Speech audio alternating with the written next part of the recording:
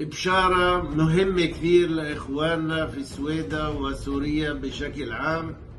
بعد أيامات قمنا فيها في مشاورات هون في أوروبا، وصلنا لنتيجة ولتفاهم مع حكومة ألمانيا إنه ممكن نقدم دعوة رسمية ضد الشرع والإرهابيين هذول اللي جنبه، على أساس إنه قاموا بإبادة جماعية ضد سويدا وضد منطقة الساحل وضد الكرد وضد كل مين بيأمن في الحياة في سوريا.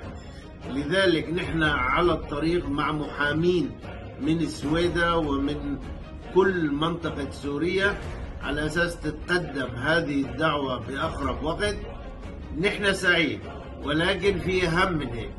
لازم تعرفوا كل الدعايات اللي عم تنشرها خاصة الجزيرة ووسائل إعلام عربية على إنه إسرائيل مش داعمة الدروز في السويدة هو غلط ومقصود.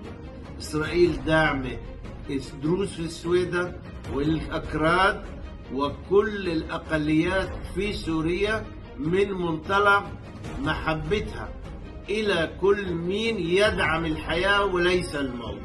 فاللي بهمه الإرهاب نحن ضده.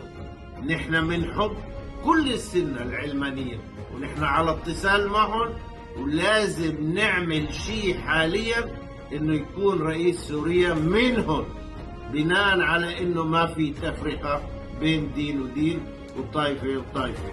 فنحن ماشيين في هذا المشوار متكلين على سيدنا سلمان، وربي يجيب الخير على منطقة الشرق الأوسط كلها.